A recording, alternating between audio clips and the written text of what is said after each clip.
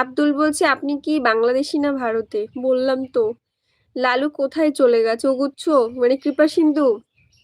লালু অনেকদিন আগে, আমি তোমাদেরকে বলিনি, অ্যাকচুয়ালি ওর বাধা ছিল শিকল দিয়েই, ও শিকল দিয়েই থাকতো।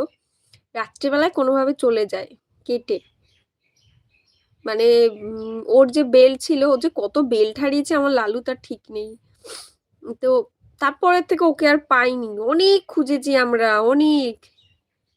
একবার একবার সন্ধান পেলাম যে আছে এক জায়গায়, আমি আমার শাশুড়ি মা গেলাম, সেদিন পেলাম না। আর একদিন গিয়ে দেখলাম যে আমারই লালুর মতনই একটা কুকুর, সাদা কালো। উম মানে আমি আমার শাশুড়ি মা যাচ্ছি, হঠাৎ করে পেছনের কুকুরটা, আমি তো ঘুরে লালু লালু এরম করলাম, দেখলাম না, কোনো সাড়া নেই, ডাক, একদম আমার লালুর মতো। আমার লালুর একটু বেশি, মানে কালোর ভাবটা কম ছিল, ওর একটু বেশি। তো আমার শাশুড়ি বললো যে না। যাই হোক, আমি জানি না কোথায় আছে, কেমন আছে, ওকে আদৌ খেতে পাচ্ছে কিনা, নাকি মরে গেছে, কিচ্ছু জানি না। আমি শুধু ভাবতাম যে যদি আমার কাছে যদি ও মরেও যেত, তাও তো একটা শান্তি পেতাম, এভাবে না মানে হয় না।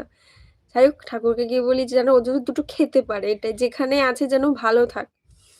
তো আর ওই জন্য আমি আর কিছু পুষি না, আমার অনেক খারাপ